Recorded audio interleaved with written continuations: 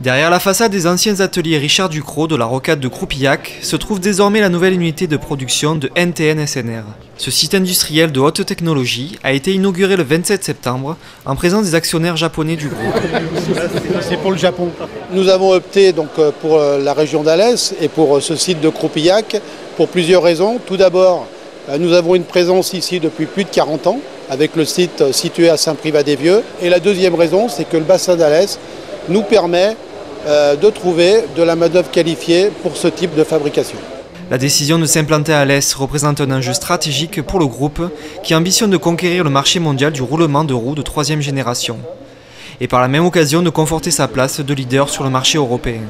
Nous avons deux symboles très forts. Un, la confiance en l'entreprise internationale pour le bassin d'Alès et deux, la capacité qu'on a eue évidemment à répondre à leurs attentes.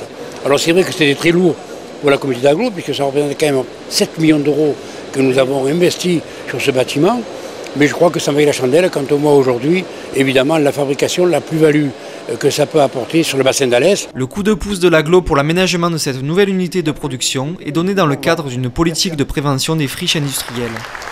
Pari réussi pour la collectivité, qui voit la présence de cette entreprise consolidée sur le bassin alésien, avec la ferme volonté d'investir. Là, actuellement, nous développons une tranche d'investissement de 4 modules, donc 2 sont déjà en place, le premier en production, le deuxième en développement. Les deux suivants arriveront d'ici fin 2014 si tout se passe normalement.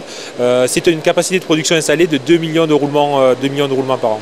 Cette première phase de déploiement représente une enveloppe de 20 millions d'euros. Si toutes les conditions sont réunies, une seconde tranche d'investissement du même ordre est prévue rapidement.